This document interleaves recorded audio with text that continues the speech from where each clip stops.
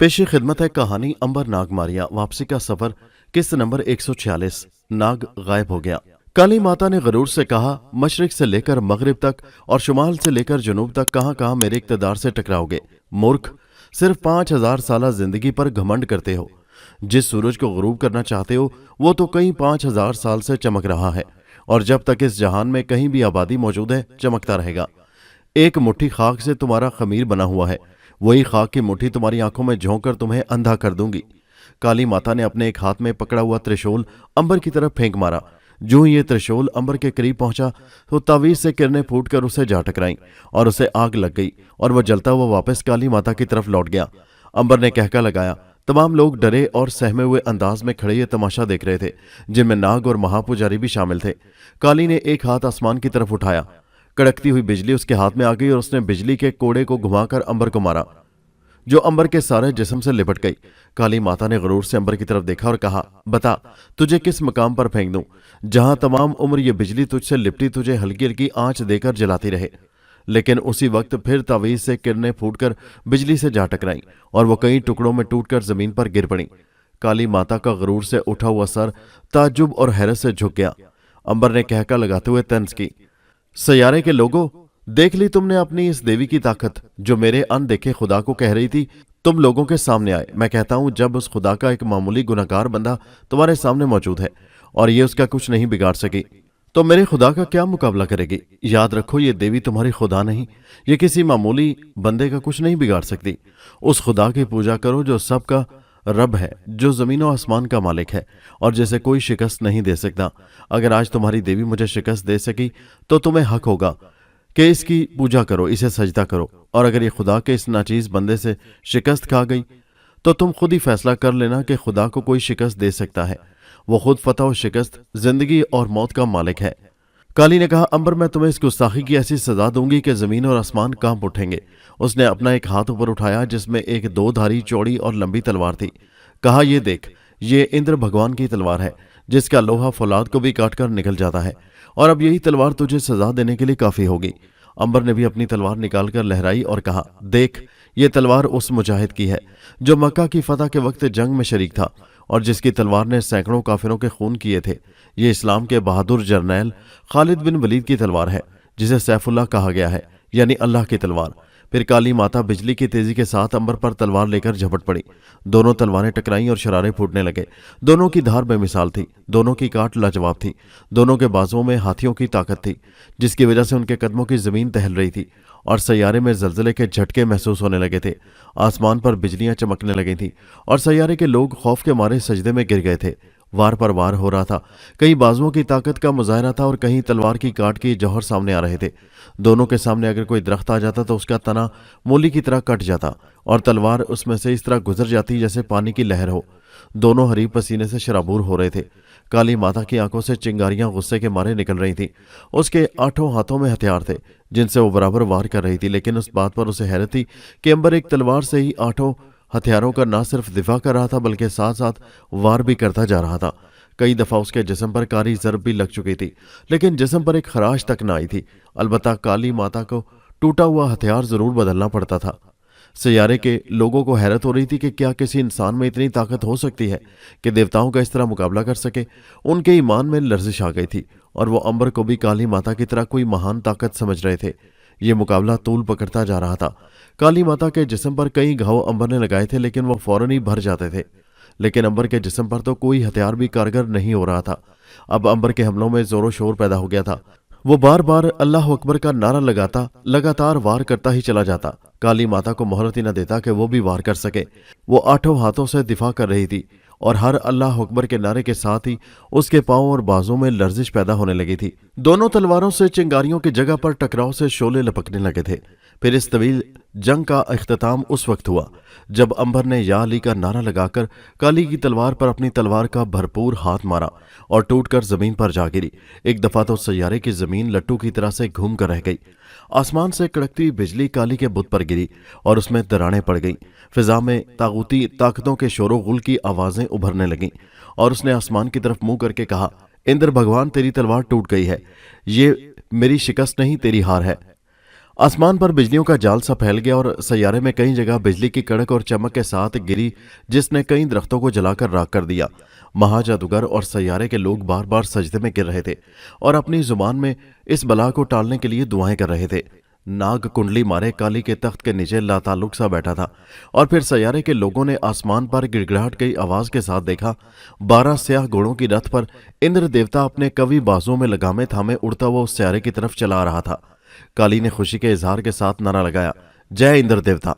सैयारे के कुछ लोगों ने उसका जवाब जय काली माता जय इंद्र देवता से दिया, लेकिन अंबर ने पूरे जोश के साथ अल्लाह अकबर का नारा लगाया और कहा, देख लो सैयारे के लोगों, तुम्हारी देवी खुदा के इस आजिज बंदे से शिकस्त खा गई है। काली ने कहा, घमंडी, वो देख, तेरी मौत बनकर इंद्र भगवान आसमानों से खुद आ गया है। फिर इंद्र का रथ सैयारे में उतरा। उसके स्याह मुंह जोर घोड़ों के नथनों से झाग निकल रहा था और उनके खुरों से जो सैयारी की पथलीली जमीन पर पड़ रहे थे, चिंगारियां फूट रही थीं। इंद्र ने अपने कंधे पर कई मन वजनी गुर्ज उठा रखा था और उनकी आंखों में खून की लाली बता रही थी कि वो सख्त गुस्से में है। उसने आते ही काली माता से कहा, तूने बबूल के कांटों से दामन उलझा लिया है। ये कांटा तेरे गले में अटक कर रह जाएगा, इसलिए कि इसे मौत नहीं आ सकती। हम दोनों मिलकर भी इसे जान से नहीं मार सकते। तूने मेरी तलवार को इस छोकरे से तुड़वा कर मेरा अपमान किया है। मैं भगवान के लिखे फैसले को पढ़ रहा हूं। इस सैयारे पर तेरे अरूज का सूरज गरूब होता नजर आ रहा है। फिर इंद्र ने अंबर के करीब आकर कहा, लड़के, तू अपने भाई को लेने यहां आया था। मैं तुझे ये मौका देता हूं, नाग को लेकर यहां से चुपचाप चला जा, यही तेरे लिए बेहतर है। अंबर ने कहा, इंद्र जी, मुझे अपने भाई से मजहब इस्लाम ज्यादा प्यारा है। यहाँ काली माता की जय के नारे नहीं, अल्लाह अकबर की सदाएं जब तक नहीं गूंजेंगी मैं यहां से नहीं जाऊंगा। ये मेरे मुर्शिद का हुक्म है। इंद्र ने कहा, नादान, तेरे बुजुर्ग फिरौनों का तो ये मजहब ना था, फिर तू इस नए मजहब के लिए क्यों मुसीबत में अपनी जान डालना चाहता है। अंबर ने कहा, जब हक आया तो बातिल चला गया। बेहतर है आप ये मशवरा काली माता को दें कि वो यहां से बोरियां बिस्तर बांध कर चली जाए। इंद्र ने कहा, इसका मकसद है कि जंग हमारे लिए नागुजीर हो गई है। अंबर ने जवाब दिया, मेरे लिए तो यह जहाद है। इंद्र ने हकारत से कहा, लड़के, तू नहीं जानता किसके मुंह लग रहा है। हमने आज तक देवताओं की गुस्ताखी बर्दाश्त नहीं की, तेरी हैसियत ही क्या है। फिर इंद्र ने अपने 12 वैशी स्याह घोड़ों की लगामें खींची जो हिनहिनाकर अल्फ हो गए और इंद्र ने उनका रुख अंबर की तरफ कर दिया, जो भागते हुए रथ समेत अंबर पर चढ़ दौड़े। लेकिन अंबर पलक झपकते ही एक तरफ हो गया और घोड़े वहशत में गर्द उड़ाते हुए आगे बढ़ गए। इंद्र ने फिर उनका रुख मोड़कर अंबर की तरफ कर दिया और तड़ाक तड़ाक कोड़े उनके जिस्मों पर मारे। घोड़े आंधी और तूफान की तरह अंबर पर चढ़ दौड़े, लेकिन अब इंद्र ने अंबर को बचकर हटने का मौका ही न दिया। जो ही अंबर ने बाएं तरफ हटना चाहा, इंद्र ने बिजली की सूरत के साथ उस समुद्र की बाग को झटका दिया और घोड़े अंबर के सर पर पहुंच गए। अंबर ने फौरन आगे वाले दोनों घोड़ों के गले में पड़े हुए चमड़े के साज को पकड़कर जोर से ऊपर उठाकर ऊपर फेंका, जिसके साथ ही 8 घोड़े रथ समेत उलट गए।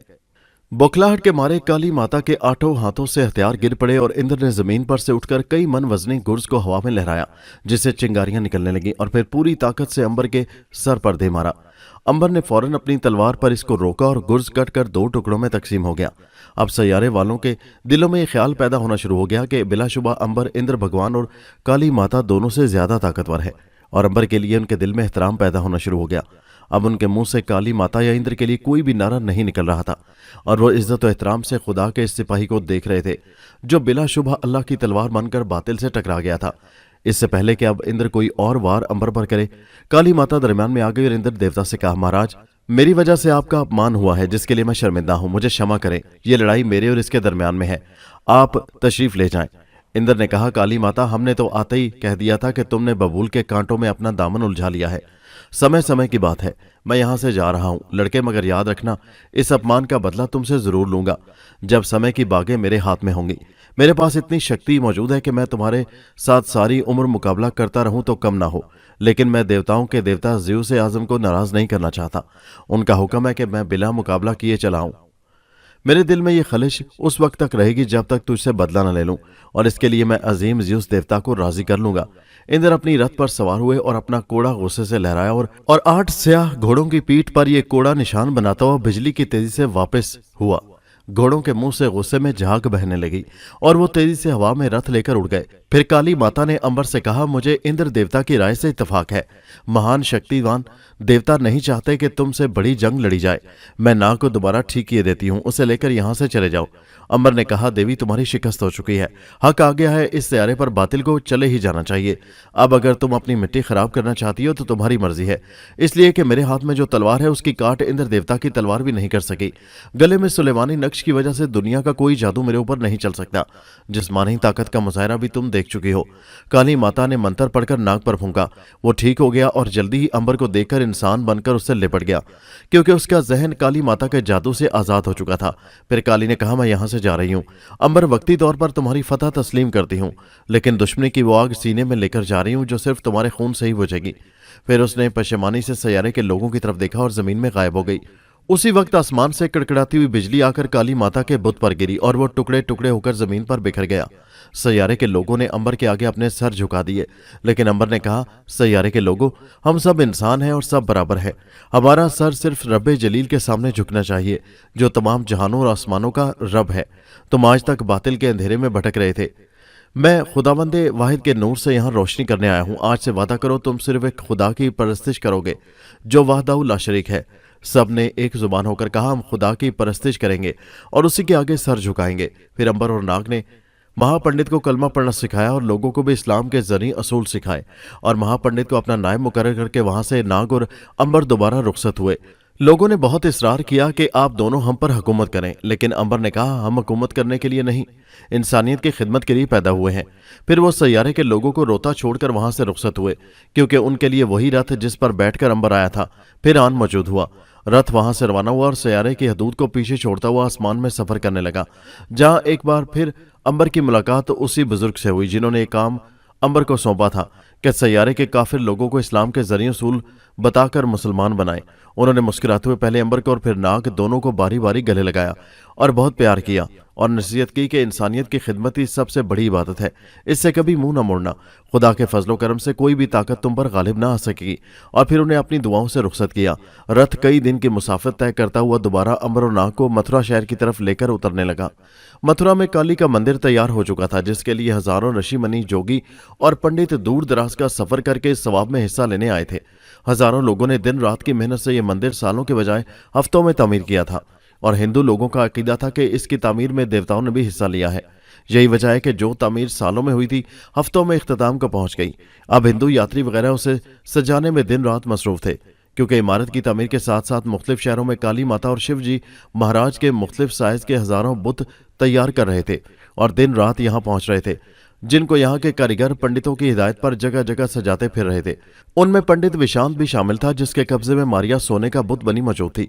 वो चाहता था कि ये सोने का बुत काली माता के चढ़ावे में देगा। मंदिर की तामीर के दौरान विशांत के साथ एक और जवान लड़का जिसका नाम कालीदास था, विशांत के चरण छूकर उसका चेला बन गया था और चंद दिनों में रात दिन खिदमत करके विशांत के दिल में घर कर गया था। उसने एक रोज सोने का बुत विशांत के पास देख लिया। उसके दिल में ख्याल आया, काली माता के चरणों में तो लाखों करोड़ों चढ़ावे चढ़ेंगे, अगर एक सोने का बुत चढ़ाया भी ना गया तो क्या फर्क पड़ जाएगा। क्यों ना मैं इसे चुरा कर यहाँ से ले जाऊं और शहर में जाकर अपने इस बुत को बेचकर अपनी बहनों का ब्याह कर दूं, जो जहेज ना होने की वजह से अब तक घर बैठी हैं और उसकी बूढ़ी माँ उनके गम में बीमार पड़ी है। पहले बाप भी यही गम लेकर दुनिया से सुधार चुका है। एक रात जब विशांत बेखबर सो रहा था, कालीदास चुपचाप उठा। उसने मारिया का बुत, जिसे विशांत ने अपने झोले में छुपा रखा था, निकाला और मंदिर में काली के बड़े बुत के पास आया और रो रो कर कहने लगा, माता मुझे माफ कर देना, ये सोना हीरे मोती तुम्हारे किसी काम के नहीं, तुम तो खुद महान शक्ति की मालिक हो। इसकी जरूरत तो हम गरीबों को है, जिनकी बेटियां और बहनें जहेज न होने की वजह से माँ बाप की मौत का बायस बन रही हैं। ये दुनिया वाले भी क्या पागल हैं, जिनसे खुद मांग कर लेते हैं उन्हीं की झोलियां भरने चल पड़ते हैं, और जो गरीब दामन फैलाए खड़े हैं उनकी तरफ नफरत की निगाह करके मुंह मोड़कर चल देते हैं। मुझे माफ कर देना माँ, मैं ये चोरी अपनी जरूरत के लिए नहीं, बहनों के हाथ पीले करने के लिए कर रहा हूं। उसने माता के चरण छुए रात ही को मंदिर छोड़कर चला गया। दिन के वक्त जब विशांत ने अपनी आदत के मुताबिक झोले में मारिया के बुत को देखा तो वो गायब था। वो समझा शायद जादू के जोर से किसी महाशक्तिदान ने उसे दोबारा ना अपनी असली हालत में बदल दिया हो। लेकिन जब उसे कालीदास नजर ना आया तो वो समझ गया कि यह कारनामा उसी का है। उसने मुस्कुराते हुए सोचा, कैसा नादान है, ये भी नहीं सोचता कि गुरु के लिए तो वो घड़े की मछली है। गुरु जब चाहेगा हाथ बढ़ाकर उसे गर्दन से पकड़ लेगा। कोई बात नहीं, मैं उसे मौका दूंगा, जितना तेज वो भाग सकता है भाग ले। शहर में पहुंचकर वो उसी सराय में पहुंचे। उन्होंने चारों तरफ सूंघा, मारिया की बू कहीं भी महसूस न हुई, लेकिन ये सोचकर शायद कहीं बाहर गई होगी, अंबर ने उसी कमरे को किराए पर हासिल करने के लिए कहा जिसमें वो ठहरे हुए थे। उन्हें इल्म था कि अगर मारिया यहाँ ही हुई तो वो कमरा जरूर आसेफ ज्यादा मशहूर होगा। मालिक ने उन्हें पहचानते हुए कहा, आप पहले भी इस कमरे में ठहर चुके हैं। अंबर ने कहा, हाँ, वो कमरा हमें बेहद पसंद है। तब मालिक ने कहा, अच्छा हुआ जब आप आए तो ये कमरा भूत से खाली हो चुका है। आपके जाने के बाद काफी अरसा में इस कमरा में ताला डालना पड़ गया था, क्योंकि इस कमरा में किसी भूत ने बसेरा कर लिया था और वो किसी मुसाफिर को बर्दाश्त ही ना करता था। अंबर ने नाक की तरफ मुस्कुराकर देखा, लेकिन जल्दी मालिक ने उसकी मुस्कुराहट को हैरत में तब्दील कर दिया और बताया, फिर एक रोज एक पंडित महाराज यहाँ तशरीफ लाए। मेरे पास इस कमरे के अलावा कोई कमरा खाली ना था। मैंने उनसे कहा, पंडित जी, कमरा तो कोई खाली नहीं, सिर्फ एक कमरा है, मगर वहाँ भूत का बसेरा है जिसे हमने ताला लगा दिया है। तब उस पंडित ने कहा, कोई बात नहीं, हमने सिर्फ एक रात ठहरना है, तुम मुझे यही कमरा दे दो। वो पंडित यहाँ रात भर रहे और सुबह के वक्त जाते हुए उन्होंने कहा, मैं भूत को साथ लिए जा रहा हूं, अब तुम इस कमरे को किराए पर उठा सकते हो। अब वो कमरा खाली है, आप अपना सामान वहां ले जा सकते हैं। अंबर ने घबराकर मैनेजर से पूछा, वो पंडित महाराज कहाँ से आए थे और कहाँ गए हैं? मालिक ने कहा, आए कहाँ से थे ये तो मालूम नहीं, लेकिन यहाँ वो काली के मंदिर की तामीर में हिस्सा लेने आए थे। हो सकता है वही हो। उनका नाम विशान था। दोनों परेशान होकर कमरे में आए और अंबर ने अपना माथा पीट लिया और कहा, यार नाग, इस काली माता से हमारा पीछा कैसे छूटेगा? घुमा फिराकर फिर काली माता का मंदिर ही सामने आ गया। नाग ने कहा, वो 2 बार शिकस्त खाकर सीख पा हो गई है, हो सकता है सैयारे की वापसी के बाद ये उसी का इंतकाम हो। अंबर ने कहा, अब तुम्हारा क्या ख्याल है? हमें जल्दी ही कोई कदम उठाना होगा, ऐसा ना हो कि मारिया किसी मुसीबत में मुब्तला हो। नाग ने कहा, चलो काली के मंदिर चलकर दोनों तैयार होकर फिर काली के मंदिर की तरफ रवाना हो गए। दूसरी तरफ कालीदास एक काफले के साथ मंजिलें तय करता हुआ मथुरा के करीब शहर सीतापुर पहुंच गया और घर आते ही उसने अपनी मां को खुशखबरी सुनाई कि उसने रात दिन काली माता के मंदिर की तामीर में हिस्सा लिया और माता ने खुश होकर मुझे एक सोने का बुत दिया है।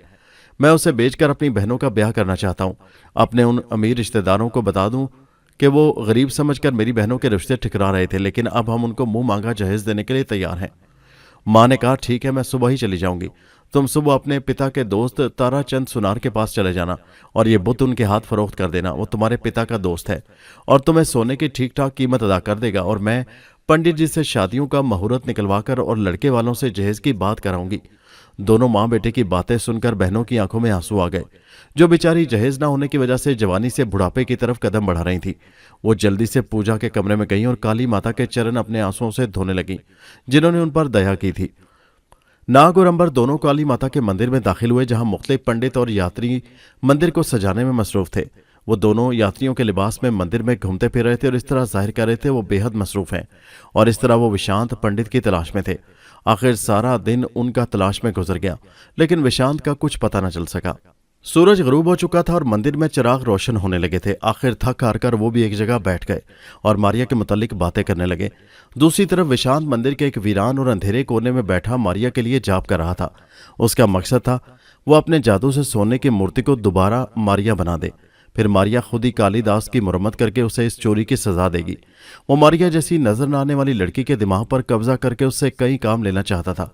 उसका अब ख्याल था कि सोने की मूर्ति को मंदिर पर चढ़ाने के बजाय वो उसे अपने पास झोले में रखे और जब कोई काम उससे लेना हो उसे फिर लड़की बनाकर उसे हुक्म दे और उससे अपने काम करवा ले, क्योंकि वो किसी को नजर नहीं आती थी, इसलिए उसके लिए हर काम कर लेना आसान था। उसने अपना जाप मुकम्मल किया और अलमारी में रखी सोने की मूर्ति कालीदास के घर में मारिया में तब्दील हो गई। ये सारा मंजर विशांत प्याले में पानी रखे उसमें देख रहा था। मारिया बाहर आ गई। उस वक्त माँ और बेटे में शादी के मुतल्लिक गुफ्तगू हो रही थी और माँ बेटे को जहेज का सामान बता रही थी कि लड़के वालों ने क्या क्या मांगा है, जबकि कालीदास कह रहा था, माँ, जितना जहेज उन लोगों ने मांगा है उतनी कीमत इस सोने की मूर्ति की वसूल भी हो जाएगी या नहीं। माँ फिक्रमंद थी और कह रही थी, बेटा, इसीलिए तो कहते हैं गरीब की बेटी को कब्र से अच्छा घर और मौत से अच्छा बर नहीं मिल सकता। न जाने भगवान उन लोगों को बेटियां क्यों दे देता है जिनको देने के लिए उसके पास दौलत नहीं होती। गरीब के लिए बेटी की अर्थी उठाना ज्यादा आसान है, लेकिन डोली उठाना बहुत मुश्किल है। मारिया ये सब कुछ सुन रही थी और अंदर दोनों बहनें जिनकी शादी की बात हो रही थी अपने नसीबों को रो रही थीं। मारिया को उन लोगों पर बड़ा रहम आने लगा था। वो समझ गई थी कि इस गरीब घर में 2 जवान लड़कियां जहेज न होने की वजह से बैठी बूढ़ी हो रही हैं।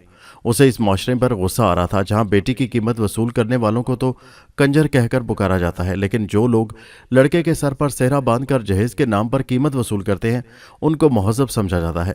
तब माँ ने कहा, बेटा, इस मूर्ति को लेकर तुम ताराचंद सुनार से इसकी कीमत तो लगवाओ। लड़का उठकर अलमारी के पास गया जहां से मूर्ति गायब थी। उसने हर जगह तलाश किया लेकिन मूर्ति का कहीं पता न चला। मारिया समझ गई, पंडित ने फिर मुझे मूर्ति से मारिया बना लिया है। कालीदास को माँ को जब मालूम हुआ तो उसने सर पीट लिया और कहा, मैं तो शादी पक्की कर गई हूँ, अब क्या होगा। वो पूजा के कमरे में आई और काली के कदमे में अपना सर मार मार कर खून निकाल लिया और कहा, माता तुम भी गरीबों से मजाक करती हो, घड़ी भर के लिए खुशी देकर हमेशा का रोना दे दिया। अब कहाँ से लाऊंगी मैं इन 2 शादियों के लिए दौलत, इससे तो अच्छा है मुझे मौत आ जाए। उसने फिर अपना जोर जोर से सर काली माता के कदमों को मारना शुरू कर दिया, जिससे खून का फवारा निकलकर बहने लगा। मारिया को बहुत दुख हुआ। उसने सोचा, काश वो मूर्ति बनी रहती और इन गरीबों के काम आ जाती, इन बहनों की डोलियां उठ जाती, एक भाई और माँ के अरमान पूरे हो जाते। लेकिन ये सब उसके बस की बात ना थी। फौरन उसे महसूस हुआ कोई ताकत उसे हवा में उड़ाकर ले जाना चाहती थी। फिर देखते ही देखते एकदम ये घर उसकी आंखों से ओझल हो गया और अब वो मंदिर के एक तारीक कोने में पंडित विशांत के सामने खड़ी थी। विशांत ने कहका लगाया और कहा, वो पापी इस सोने की गुड़िया का सौदा कर रहा था, चोर नीच कहीं का, चेला बनकर गुरु की चोरी करने चला था। मारिया ने कहा, पंडित जी आपने एक घर की खुशियां छीन ली हैं, 2 बेटियों के सर में सुहागर बनने से पहले ही सिंदूर की जगह राख भर दी है। जिस घर से 2 डोलियां उठने वाली थी वहां से अब शायद अर्थियां उठेंगी। आपने बहुत बड़ा गुनाह किया है। खुदा के लिए मुझे दोबारा सोने की मूर्ति बनाकर वहां पहुंचा दीजिए। अगर वो मुझे बेचकर अपनी बहनों की शादियां कर सकता है तो मुझे बिक जाना भी मंजूर है। विशांत ने कहा, लेकिन लड़की वो चोर और पापी है, क्या उसने काली माता की चोरी नहीं की, जबकि मैं तुम्हें मंदिर में चढ़ाना चाहता था। क्या उसने अपने गुरु को एतमाद को धोखा देकर पाप नहीं किया। उसकी सजा यही है कि उसका घर तबाह हो जाए। मारिया ने कहा, एक मामूली इंसान बनकर नहीं महाराज, विशांत बनकर सोचिए। आप अपने अंदर समंदर जैसा दिल रखकर सोचिए जो हजारों तूफानों को छुपाए फिरता है। किसी का घर उजाड़ देने के बजाय आबाद कर देने में ज्यादा सुकून मिलता है। बदला लेना हो तो अपने बराबर से बदला लो, कमजोर को तो वैसे ही हालात ने मार डाला होता है। भगवान बनकर नहीं इंसान बनकर सोचिए, क्योंकि भगवान के सीने में दिल नहीं होता, वो दुख दर्द से आजाद होता है, लेकिन इंसान दिल रखते हुए दूसरों के दुख दर्द को महसूस कर सकता है। विशांत ने कहा, लड़की मुझे तो तेरी जुबान से भी भगवान बोलता नजर आ रहा है। मुझे अफसोस है, शक्तिदान होकर भी मैंने ये बात नहीं सोची जो तूने महसूस की है। तू जैसा चाहती है वैसा ही होगा। मैं तुझे सोने की इससे भी बड़ी मूर्ति बनाकर वहां पहुंचा देता हूं, लेकिन एक बात सुन ले, जब वो तुझे सुनार के पास भेजकर रकम वसूल कर ले तो मैं तुझे वापस बुला लूंगा, इसलिए कि अब मैंने सोचा है कि तू सिर्फ मेरे काम आएगी और तेरी इस बात से कि तू किसी को नजर नहीं आती मैं फायदा उठाऊंगा। मारिया ने कहा, मुझे सब मंजूर है, पहले कालीदास की बहनों की डोलियां उठ जाने दें। विशांत ने मंत्र पढ़ा और मारिया को महसूस हुआ उसका कद छोटा और पत्थर का जिस्म हो गया है। दूसरी तरफ कालीदास ने एक चीख मारकर खुशी से रोती मां और बहनों से कहा, मूर्ति का कद बढ़ गया है और वो तो वहीं पड़ी है। शायद मां काली माता ने तेरी फरियाद सुन ली है, मूर्ति का सोना और बढ़ गया है। फिर वो जल्दी ही मूर्ति को लेकर ताराचंद सुनार के पास गया, उसका वजन करवाया और उसे बताया कि ख्वाब में काली माता ने मां को दर्शन देकर कहा था कि कमरे के कोने में फर्श के नीचे सोने की मूर्ति पड़ी है, इसे बेचकर बेटियों की शादी कर दे। और हमने कमरे को खोदा तो मूर्ति निकल आई। ताराचंद ने कसौटी पर रगड़ कर कहा, भतीजे असली सोना है और फिर काली माता की देन है, नकली कैसे हो सकता है। फिर उसने वजन के हिसाब से रुपयों की थैलियां भरकर कालीदास के हवाले की और मूर्ति को अपनी बड़ी सी सेफ में बंद कर दिया। और फिर जब उस घर से बड़ी शानो शौकत और जहेज के साथ 2 डोलियां उठ रही थीं, मारिया जो सेफ से विशांत के जादू की वजह से निकल आई थी, खुशी से देख रही थी। और फिर वो वहां से जो गायब हुई तो विशांत के सामने खड़ी थी। विशांत ने कहा, करवाई दोनों की शादियां। मारिया ने जवाब दिया, हाँ महाराज, आज मैं बहुत खुश हूं। फिर विशांत ने कहा, बन जा गुड़िया और आजा मेरे झोले में। मारिया फिर गुड़िया बन गई और विशांत के झोले में पहुंच गई। उसी वक्त नाग और अंबर भी पास से गुजरे। उन्होंने पंडित को देखा और कहा, महाराज का शुभ नाम। पंडित ने थोड़ी देर उनकी आंखों में देखा और मुस्कुरा दिया, फिर कहा, बालको कोई चीज खो गई है, उसको तलाश करो। उसकी तलाश छोड़ दो, वो बहुत ताकतवर हाथों में है और उसे छीन लेना तुम्हारे बस की बात नहीं। अंबर ने कहा, सिर्फ इतना बता दें कि आपका नाम ही पंडित विशांत है। विशांत ने कहा, हाँ, काली माता के सेवक को ही विशांत कहकर पुकारते हैं। अंबर ने कहा, हमारी खोई हुई चीज आपके पास है, उसे वापस लौटा दें। विशांत ने मुस्कुराते हुए कहा, बालको भला ये चीज तुम्हारे किस काम की है। पारस को सोने की क्या जरूरत होती है। हीरे के सामने कीमती मोतियों का ढेर भी लगा दिया जाए तो उसके सामने इनकी कोई हकीकत नहीं होती। तुम में से कोई पारस है, कोई हीरा है, कोई सोना है। तुम लोगों की कदर तो जरूरतमंद ही जानता है, वही तुमसे फायदा उठा सकता है, जबकि तुम खुद अपने वजूद से बेनियाज हो। भूख तुम्हें नहीं लगती, मौसमों के असरात तुम पर नहीं होते, मौत का गम तुम्हें नहीं सताता। तुम उस दौलत की मानिंद हो जो जमीन में दफन होती है और जो किसी के काम ना आ सके, भला उसका क्या फायदा। अंबर ने कहा, पंडित जी आप बहुत ज्ञानी हैं, लेकिन ये मंतक हमारी समझ में नहीं आ रही। हम सब कुछ होने के बावजूद इंसानियत की खिदमत करना अपना फर्ज समझते हैं। दुखी इंसानों के काम आते हैं। हम जमीन में दफन दौलत की तरह हरगिज नहीं, लेकिन हम किसी के लालच के लिए आलाकार नहीं बनना चाहते। आप लोग अपने लालच के लिए हमें गुलाम बनाकर रखना चाहते हैं। ये तो कोई जानवर भी पसंद नहीं करता कि उसकी आज़ादी को ख़त्म करके कोई उसे सोने के पिंजरे में बंद कर दे।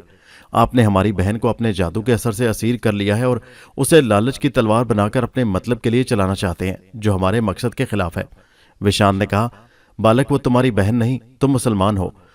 दूसरा, तुम्हारे साथ नाग है जो एक जानवर है। ये लड़की ईसाई है। तुम तीनों में कोई खून का रिश्ता नहीं, फिर क्यों एक दूसरे के लिए अपने जान की बाजी लगाते फिरते हो? अंबर ने जवाब दिया, महाराज, रिश्तों का ताल्लुक खून से नहीं, दिल से होता है। खून के रिश्ते तो दौलत और दुनियावी ऐशो इशरत के लिए एक दूसरे का गला काटने से भी दरेग नहीं करते, लेकिन दिल के रिश्ते एक दूसरे के लिए जान भी कुर्बान कर देते हैं। विशांत ने निहायत मक्कारी से मुस्कुराकर अंबर और नाग की तरफ देखा और कहा, तुम्हारी दलील ठीक है। मैं खुश हूं कि इस दौर में भी तुम तीनों एक दूसरे के लिए जान की परवाह नहीं करते।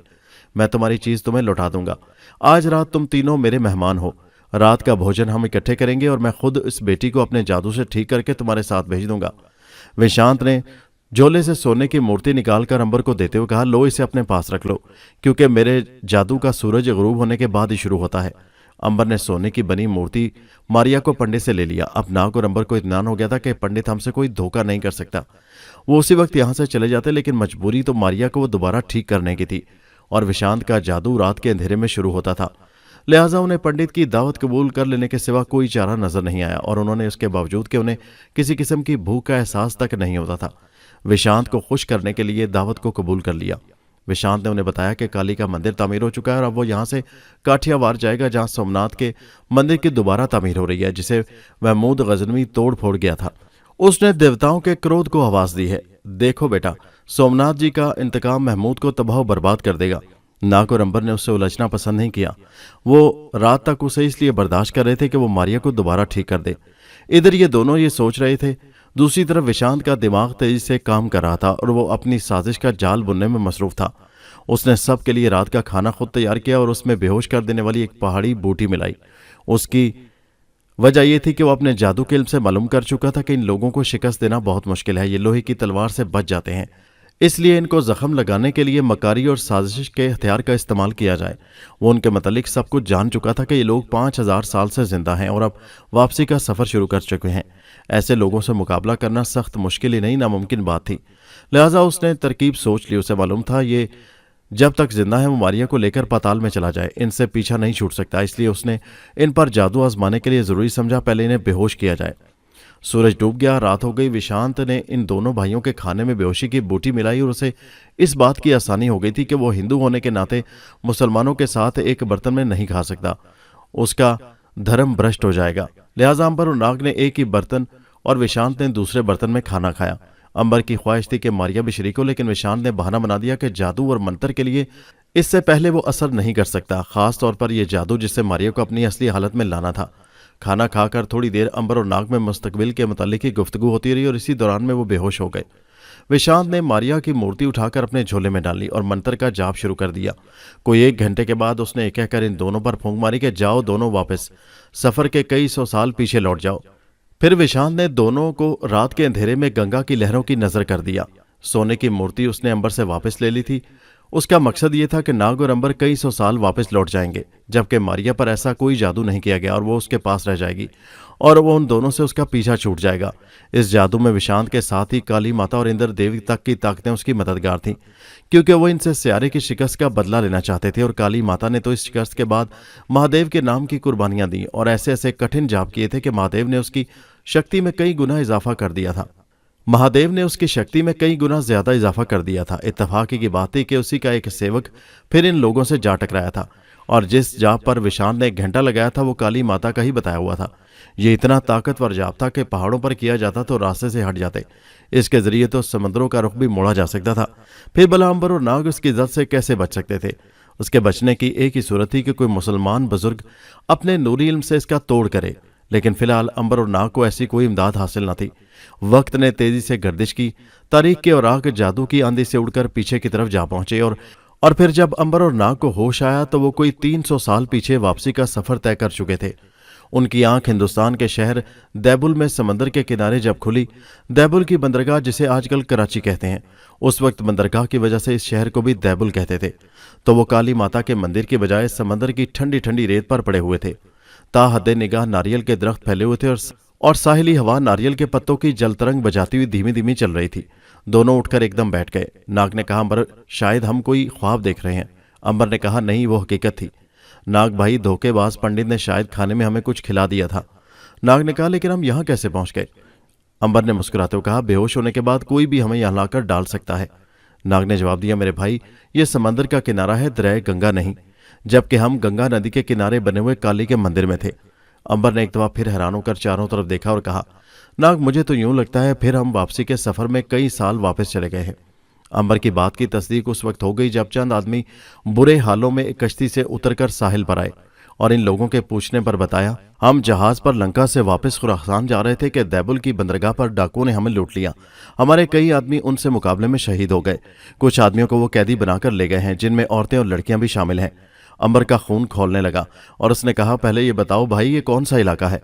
आदमी ने कहा, लगता है कि शायद तुम दोनों भी परदेसी हो। ये दैबुल का इलाका है और यहाँ से थोड़ी दूर बंदरगाह है। इस इलाके का राजा दाहिर है, हमारे खलीफा वलीद बिन अल मलिक है और करीबी मुल्क खुरासान के गवर्नर हजाज बिन यूसुफ से राजा दाहिर का मुआहदा है कि दोनों हुकूमतें तिजारती जहाज़ों की हिफाजत की जिम्मेदार हैं। लेकिन राजा दाहिर बड़ा साजिशी और जालिम आदमी है। उसके अपने मुल्क की रया उसके जुल्म से बेहद तंग है। हमने बंदरगाह पर मुकीम ऑफिसरों से शिकायत भी की, लेकिन उन्होंने हमें ये कश्ती देकर समंदर में धकेल दिया और हमारी शिकायत पर कान तक नहीं धरे। हम मुसलमान अपना माल और इज्जत लुटाकर वापस खुरासान जा रहे हैं। नाग ने अंबर और अंबर ने नाग की तरफ देखा और सरगोशी की कि इसका मकसद है कि हम 300 साल की जस्त लगा चुके हैं। खुदा जाने मारिया का क्या हाल हुआ होगा। नाग ने कहा, वो जहां भी होगी खैरियत से होगी, तुम जल्दी ही भूल जाते हो। हमने जिंदा रहकर 5000 साल का अरसा पूरा करना है। अंबर ने कहा, तुम ठीक ही कहते हो। अब खुरासान के गवर्नर हजाज बिन यूसुफ का भतीजा मोहम्मद बिन कासिम इस मुल्क पर हमला करेगा और उसी की फतह होगी। राजा दाहिर मारा जाएगा। वो दोनों हंसने लगे। वो बिल्कुल भूल गए थे कि उनके अलावा भी यहाँ कोई मौजूद है। लोगों को उनकी हंसी बहुत नागवार गुजरी। एक बूढ़े ने कहा, शक्ल से तो तुम मुसलमान लगते हो, लेकिन मुसलमानों की आफत पर हंस रहे हो। हमारा सब कुछ लुट गया है। मुसलमान होने के नाते तुम हमारे गम में शरीक नहीं हो सकते, तो कह के ना लगाओ। अंबर और नाग को बहुत दुख हुआ और उन्होंने अपने रवैये पर माफी मांगते हुए कहा, मोहतरम बुजुर्ग, मुसलमान की जान, माल और इज्जत एक दूसरे से अलहदा नहीं होती। खुदा की कसम, अगर हुकूमतों का मामला ना होता तो हम अभी इन जालिमों को ढूंढ कर सजा देते।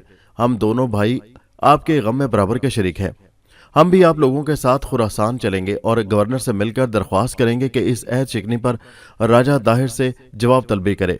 फिर वो भी दोनों उन लोगों में शामिल हो गए। अंबर और नाग ने इस कश्ती की पतवार संभाल ली और उसे समंदर के गहरे पानी में लेकर ईरान की तरफ रवाना हो गए और सिंध सूबे को पार करके बलूचिस्तान से होते हुए समंदर से खलीज फारिस में दाखिल हो गए। दूसरी तरफ विशांत ने नाग और अंबर से पीछा छूट जाने के बाद यहां से कूच किया और काठियावाड़ की तरफ सोमनाथ के मंदिर की तामीर में हिस्सा लेने के लिए रवाना हो गया। मारिया सोने की मूर्ति की शक्ल में उसके पास थी। जहां उसे जरूरत होती थी, उसे शहर में वो जाकर किसी सुनार के पास उस मूर्ति को फरोख्त कर देता था और ऐशो इशरत में वो शहर ब शहर फिरता हुआ काठियावाड़ की तरफ जा रहा था, क्योंकि एक शहर में वो मूर्ति फरोख्त करता था और दूसरे शहर जाकर मूर्ति को वापस बुला लेता। ये फन मारिया के पास ही था कि जादू के इशारे पर वो लोहे की तिजोरी में से निकल आती और उड़ती हुई विशांत के इशारे पर उस तक पहुंच जाती। विशांत ने उसके दिमाग को ऐसा काबू कर रखा था कि उसे अंबर और नाग बिल्कुल भूल चुके थे। वो सिर्फ विशांत को ही अपना मालिक समझती थी और उसके इशारे पर ही फौरन हर हुक्म बजा लाती थी। जिस कीमती चीज को विशांत चाहता, मारिया के जरिए मंगवा लेता। वो चीज सबके सामने पड़ी गायब हो जाती और चीज का मालिक एहतजाज भी न कर सकता, क्योंकि उसके सामने कोई मौजूद ही ना होता। मारिया उसे नजर ही ना आ सकती थी, उसे तो सिर्फ विशांत ही देख सकता था। मारिया के जरिए विशांत पंडितों के बजाय राजाओं की जिंदगी बसर करने लगा था। दूसरी तरफ खुरासान के गवर्नर हुजाज बिन यूसुफ ने फौरन उन लूटे हुए मुसलमानों की दाद रसी के लिए एक मरासला राजा दाहिर के नाम अरसाल कर दिया, जिसमें उसे मुआहदे का याद दिलाते हुए कहा गया कि मुसलमानों के तमाम कैदी और तिजारती सामान वापस करे। अंबर और नाग को चूंकि इल्म था कि क्या होने वाला है, वो खुरासान ही में एक सराय में ठहर गए जो सरकारी थी और उसमें तमाम ताजिर जो अब आज तक ठहरे हुए थे। दूसरी तरफ राजा दाहर, जिसकी हुकूमत की सरहदें मगरिब में मालवा और गुजरात से मिलती थीं, शुमाल की तरफ ये मुल्क जिला मियाँ वाली के ऊपर तक फैला हुआ था। मशरकी हद मुल्तान और दीपालपुर में वाक़या थे और मगरिब की तरफ का इलाका सिस्तान और मकरान से मिलता था। दैबुल यजून रावड़ ब्रह्मणाबाद और मुल्तान रियासत के बड़े शहर होते थे, जब उसका पाया तख्त अलोर हालिया रोहड़ी था। ये बड़ा मुसलमानों के खिलाफ था। अंदरूनी खाना डाकुओं से मिला हुआ था जो मुसलमानों के तिजारती जहाज समंदर में लूट लेते थे। खुद जात का ब्राह्मण था। जुल्म की इंतहा ये थी कि रियाया को घोड़े की सवारी और रेशमी कपड़ा पहनने की इजाजत न थी, यहां तक कि वो सर पर पगड़ी तक नहीं बांध सकते थे। दरबार में जब हजाज बिन यूसुफ का मरासला पहुंचा तो राजा ने पढ़कर बड़ी नफरत से अपने वजीर से कहा कि इसके जवाब में लिख दो, इतने बड़े समंदर में डाकू खुद मुख्तार जिंदगी गुजार रहे हैं। वो इतने खुद सर हो गए हैं कि हमारे किसी मुआहदे की परवाह नहीं करते। उनके लूटे हुए माल को ना तो हम वापस कर सकते हैं और ना ही कैदी। मरासले का जवाब कासिद के हवाले कर दिया गया और राजा ने कासिद के साथ भी कोई अच्छा बर्ताव नहीं किया, जो उस तकब्बुर और गरूर की सबसे बड़ी अलामत थी। जो ही यह मरासला हजाज बिन यूसुफ के पास पहुंचा, दरबार में अंबर नाग और दीगर ऑफिसर भी मौजूद थे और जिस जुबान में इसका जवाब दिया गया था उसके अल्फाज निश्तरों से कम न थे। हजाज बिन यूसुफ ने फौरन सिंध पर फौज कशी का हुक्म सादर कर दिया। फौज को तमाम साजो सामान से लैस कर दिया गया, जिसके हमरा कई छोटी मंजनीकें थीं। इनके अलावा एक बहुत बड़ी मंजनीक भी थी जिसका नाम उरूस था।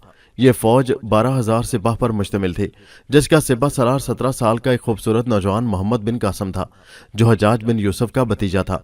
इस फौज कशी के लिए हजाज ने बाकायदा खलीफा वलीद से इजाज़त तलब कर ली थी, जबकि मोहम्मद बिन कासम के दाएं बाएं हमारे दोनों हीरो नाग और अंबर भी मौजूद थे, जो अपनी खसूस कारगुजारी की बिना पर मोहम्मद बिन कासम को अपना गर्विदा बना चुके थे। मोहम्मद बिन कासम नेज़ाबाजी में अपना सानी न रखता था, यहाँ तक कि सालाना मुकाबलों में हमेशा उसने खलीफा बिन वलीद अल मलिक को हमेशा शिकस्त दी, जो अपने वक्त का बेहतरीन नेज़ाबाज था, और यही शिकस्त बाद में मोहम्मद बिन कासम की माजूली का बायस बनी। जब वलीद की मौत के बाद सुलेमान तख्ते खिलाफत पर बैठा तो सबसे पहला फरमान जो जारी किया वो मोहम्मद बिन कासम की माजूली का था। लेकिन मश्क के दौरान अंबर और नाग ने मोहम्मद बिन कासम को भी कई दफ़ा शिकस्त दी थी। हालांकि इस फतह में उनकी खसूसी ताकत को दखल था, जिसे मोहम्मद बिन कासम नहीं जानते था। लेकिन यही चीज़ उन दोनों को मोहम्मद बिन कासम के नज़दीक ले आई, और इस मुहिम में जिसमें शामिल होने का नाग और अंबर पहले ही तहिया कर चुके थे। मोहम्मद बिन कासम ने खुद उन्हें शमूलियत की दावत दी, और यूं वो दोनों मोहम्मद बिन कासम जो फौज का सिपा सलार था उसके दस्ते खास में शामिल हो गए, और इस्लाम का ये सिपाही 12,000 की कलील फौज के साथ 713 ईस्वी कुफ्र की कसीर तादाद से टकराने के लिए निकल पड़ा और सिस्तान और मकरान से होता हुआ दैबल पहुंच गया। ये शहर आज के कराची शहर से कुछ फासले पर वाक़या था। इस शहर में किला नुमा एक मंदिर मौजूद था जिस पर गेरवे रंग का एक झंडा लहरा रहा था। इस किला नुमा मंदिर में राजा ने बहुत बड़ी फौज तैनात कर रखी थी। मोहम्मद बिन कासिम ने आते ही किला नुमा मंदिर का मुहासरा कर लिया। दुश्मन ने किला बंद कर लिया तो मोहम्मद बिन कासिम ने मंजनीकों से किला की दीवार पर संग जनी शुरू कर दी। जब अरूस जैसी बड़ी मंजनीक से संग जनी शुरू हुई तो उसके पत्थरों से किला की दीवार में शगाफ पड़ गए। दुश्मन ने बाहर से हमला कर दिया। दोनों फौजों में बड़ा जोरदार मुकाबला हुआ और आज अंबर के हाथ में कई तलवारें टूटी। वो जिधर जाता दुश्मन को गाजर मूली की तरह काट फेंकता। नाग मोहम्मद बिन कासम के साथ साई की तरह लगा रहा। उसे अंबर ने मना कर दिया था क्योंकि उसके जख्मी होने का खतरा था, लेकिन फिर भी नाग अपने नेज़े के वो जौहर दिखा रहा था कि कई मौका पर तो मोहम्मद बिन कासिम ने भी उसकी दाद दी। सूरज गरूब होते ही लड़ाई रोक दी गई। मुसलमान सिपाह अपने खैमों में वापस आ गए और हिंदू किले में बंद हो गए। लेकिन आज का मैदान हिंदुओं की लाशों से पटा हुआ था। कई हजार सिपाही काम आए थे, जिसकी इतला राजा दाहर को हुई तो वो रातों रात मंजिलें मारता हुआ खुद ताज़ा दम फौज के साथ मंदिर में आन मौजूद हुआ, जिससे बकाया फौज का हौसला बढ़ गया। मोहम्मद बिन कासम के खैमे में भी ये खबर मिलते ही तमाम सरदार इकट्ठे हुए और दुश्मन की फौज में मजीद कुमक माँ राजा के आ जाने पर तबादला ख्याल हुआ। तब अंबर ने भी अपनी राय देते हुए मोहम्मद बिन कासिम को मशवरा दिया, हम वतन से दूर बैठे हैं और दुश्मन अपने घर में है। दुश्मन की फौजी ताकत हमसे कई गुना ज्यादा है।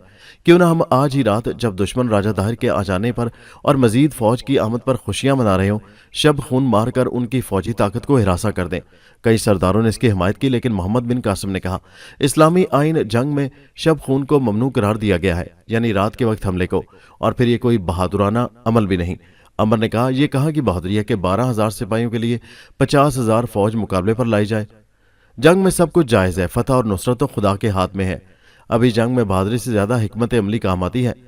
मोहम्मद बिन कासिम ने कहा, फर्ज करो अगर मैं तुम्हारी बात मान भी लूं तो किला बंद फौज पर शब खून कैसे मारा लिया जाएगा, जबकि दुश्मन फौज के सिपाही किला की फजील पर रात दिन पहरा देते हैं। जब तक तुम किला की दीवारों तक पहुंचोगे राजा की फौज को इतला हो चुकी होगी। इस मुकाबले में हमारे काफी जानी नुकसान होगा। नाग ने कहा, अंबर भाई सालार ठीक कहते हैं। दुश्मन की फौज को हिरासा करने के लिए आप सिर्फ हम दोनों भाइयों को इजाजत दे दें। मोहम्मद बिन कासिम ने कहा, मेरी समझ में तो खुदकुशी के बराबर है। भला 2 आदमी इतनी बड़ी फौज, वो भी किला बंद को कैसे हिरासा कर सकते हैं? फिर भी अगर तुम्हारे जहन में कोई तरकीब ऐसी है जिससे तुम्हें कामयाबी का यकीन हो तो सिर्फ तुम दोनों को इजाजत है, वो भी इसलिए कि तुम मेरे जाती दोस्त हो। अंबर ने कहा, हम जज्बा जहाद से सरशार होकर इस जंग में हिस्सा लेने आए हैं। जहां जहाद फी सबीलिल्लाह का मसला हो वहां जिंदगी की कोई अहमियत नहीं होती। मोहम्मद बिन कासिम ने कहा, मैं तुम्हारे जज्बे की कद्र करता हूं। आज की रात तुम्हारी अपनी रात है, मेरी तरफ से आज की रात तुम पर कोई पाबंदी नहीं। अंबर और नाग ने शुक्रिया अदा किया। फिर मोहम्मद बिन कासिम सुबह की जंग के नक्शे पर ऑफिसरों से मशवरा करने में मसरूफ हो गए, जबकि अंबर और नाग दोनों अपने खेमे में आ गए। जहां नाग ने कहा, अंबर मैं सांप बनकर किले में दाखिल हो जाऊंगा और फिर किसी सिपाही की वर्दी हासिल करके फसील पर पहरेदारों में पहुंच जाऊंगा। मेरे हाथ में मशल होगी और उसे मैं बार बार अपने चेहरे की तरफ लाऊंगा ताकि तुम मेरा चेहरा पहचान जाओ। तुम अंधेरे में रेंगते हुए फसील के नीचे पहुंच जाना, मैं तुम्हें रस्सा फेंक दूंगा, उसी से ऊपर आ जाना। अंबर ने कहा, यह तरकीब ठीक नहीं। सबसे बेहतर तरकीब यही है कि तुम सांप बनकर किला में पहुंच जाओ और 2 सिपाहियों की वर्दियों का इंतजाम रखो। मैं समंदर की सिमत आऊंगा। ये हिस्सा बिल्कुल महफूज है, जहां बाकायदा फौज हमला नहीं कर सकती, इसलिए यहां इंतजाम भी बराए नाम ही होगा। तुम उस तरफ से एक रस्सा फसील के साथ समंदर में फेंक देना, मैं पकड़कर ऊपर आ जाऊंगा। किला की ये सिमत समंदर के किनारे पर वाक़या थी, जहां समंदर की खौफनाक लहरें फसील की दीवार से आकर टकराती थीं, इसलिए उस तरफ से हमले का कोई तस्वुर ही नहीं कर सकता। नाग को अंबर की यह तरकीब बेहद पसंद आई, क्योंकि वो जानता था कि आम आदमी समंदर में वाक़या इन चट्टानों को अबूर करके नहीं आ सकता, जहां लहरों का काफ़ी जोर था और वो इंसान को तिनके की तरह चट्टानों में पटक कर हड्डियों का सुरमा बना देती थी। ये काम सिर्फ अंबर ही कर सकता था, जिसका जिस्म फौलाद का बना हुआ था। ये कहकर नाग परिंदा बनकर उड़ा और फसील के पास उतरकर सांप बन गया और रेंगता हुआ एक नाली में अंदर दाखिल हो गया। अंबर ने समंदर के किनारे पर जाकर लहरों का जोरों शोर देखा और फिर खुदा का नाम लेकर छलांग लगा दी। दूसरी तरफ किला में राजा ताहर की क़यामगाह पर रक्सो सरूर की महफिल गर्म थी। उसके साथ ही उसकी बेटी और महारानी भी आई थी, लेकिन ये महफिल सिर्फ फौजी ऑफिसरों के लिए मुनाकिद की गई थी, जिसमें कैदी मुसलमान लड़कियों को नाचने पर मजबूर किया जा रहा था। बाप के ये करतूत थे और बेटी राजकुमारी कलावती अपनी सहेली से कह रही थी, सुना है मुसलमानों का सिपा सलार सिर्फ 17 साल का लड़का है जो बहुत सुंदर है।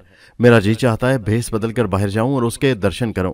सहेली ने कहा, तेरी अकल तो ठिकाने पर है, वो हमारा दुश्मन है। अगर भेद खुल गया और मुसलमानों ने हमें पकड़ लिया तो तेरी वजह से ये महाराज ये जीती हुई जंग हार जाएंगे और इन्हें तुम्हारे बदले दुश्मन से सुलह करनी पड़ेगी, जो देश और धर्म दोनों के लिए ठीक नहीं। लेकिन राजकुमारी ने कहा, तेरा दिल तो चिड़िया की तरह है, अपने आप को छुई मुई का पौधा समझती है। क्या लड़ाई और हथियारों का इस्तेमाल हमें इसलिए सिखाया गया है कि हम सिर्फ चूड़ियां पहनकर बैठ जाएं? सहेली ने कहा, अगर महाराज को खबर हो गई तो क्या होगा? कलावती ने कहा, वो तो राग रंग में मसरूफ है, उन्हें मेरी चिंता ही कब है। वहां से आकर सो जाएंगे, मैंने सारा इंतजाम कर रखा है। हम जोगनों के बेस में वहां जाएंगी और कहेंगी कि एक खतरनाक सांप का पीछा करती हुई यहां आ गई है।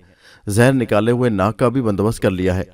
सहेली ने कहा, जब सब कुछ तूने कर ही रखा है तय, तो फिर मुझे क्या पूछती है? राम का नाम लेकर चल पड़ते हैं, जो होगा देखा जाएगा। दोनों किला से बाहर आईं और झाड़ियों में अपने कपड़े तब्दील करके जोगनों के भेस में इस्लामी लश्कर की तरफ चल पड़ी। दूसरी तरफ नाग ने किले के अंदर जाकर पूरा चक्कर लगाया और ये देखकर उसका खून खौल उठा कि मुसलमान लड़कियों को कोड़ों की ताल पर जबरदस्ती नचाया जा रहा है। उसका दिल चाहा तलवार लेकर राजा पर टूट पड़े, लेकिन इस वक्त जोश के बजाय होश की जरूरत थी। उसने असलहा खाना भी देखा, जहां मुख्तलिफ किस्म के हथियारों का जखीरा मौजूद था। उसने अस्तबल को देखा, जहां हजारों की तादाद में निहायत कीमती घोड़े मौजूद थे। फिर वह समंदर की सिमत वाली फसील के पास आ गया, जहां थोड़े थोड़े वक्फे से मशलें जल रही थी, लेकिन पहरा बराए नाम ही था। एक जगह एक सिपाही सतून से टेक लगाए ऊँग रहा था। नाग ने अपना जहर काटकर उसमें उतार दिया और वो वहीं ढेर हो गया। नाग आदमी के रूप में आया, उसे घसीट कर घास के ढेर में छुपा दिया जो घोड़ों के लिए रखा हुआ था, और खुद उसकी वर्दी पहन ली और समंदर वाली सिमत आ गया और अंधेरे में खड़ा होकर दूसरे पहरे पर खड़े सिपाही को देखने लगा, जो उसके पास आया और कहा, तुमने आराम कर लिया बालकिशन, अब मैं चला। कल रात से जाग रहा हूं, आराम से कहीं बैठ जाओ, यहाँ कौन आता है देखने के लिए। और जमाई लेता हुआ एक तरफ चला गया और खुश्क घास का बिस्तर बनाकर लेट गया। नाग ने थोड़ी देर इंतजार किया और फिर उसे खराटों की आवाज आने लगी, तो नाग ने अस्तबल से एक रस्सी हासिल की, फसील के ऊपर जाकर मशल अपने हाथ में ले ली और अंबर की आवाज का इंतजार करने लगा, जो किसी जानवर की आवाज में अपनी मौजूदगी का बताने का कह चुका था। समंदर की खौफनाक लहरें झाग उड़ाती हुई और चट्टानों से टकरा टकरा कर कई फीट उछलती हुई आकर फसील की दीवार से टकरा रही थी। नाग बार बार मशल अपने चेहरे के करीब लाता था, लेकिन अभी तक कोई आवाज सुनाई न दे रही थी। अचानक उसे पांव की चाप की आवाज सुनाई दी। उसने देखा एक अफसर नाग की तरफ ही आ रहा था। नाग ने फौरन मशल एक तरफ रख दी और खुद अंधेरे में खड़ा हो गया। अफसर उसके पास आया और कहा, तुम ऊपर क्या कर रहे हो? तुम्हारी ड्यूटी तो नीचे लगी है। नाग ने कहा, कोई आहट सुनकर ऊपर आ गया था। ऑफिसर ने कहा, नए आए हो, जानते नहीं नीचे समंदर की लहरें खौफनाक आवाजें निकालती हुई दीवारों से टकराती हैं। नाग ने बात बनाई कि मैं नया आया हूं ना। ऑफिसर मुस्कुराया कि अचानक उसकी निगाह उस मोटी रस्सी पर पड़ी जो नाग ने ऊपर रखी हुई थी। उसकी पेशानी पर बल पड़ गए। दूसरी तरफ नाग को अंबर की आवाज सुनाई देनी शुरू हो गई, जो जानवर की आवाज में उसे अपनी मौजूदगी का एहसास दिला रहा था। ऑफिसर ने आवाज को सुना तो उसे ये गैर फितरी आवाज मालूम हुई।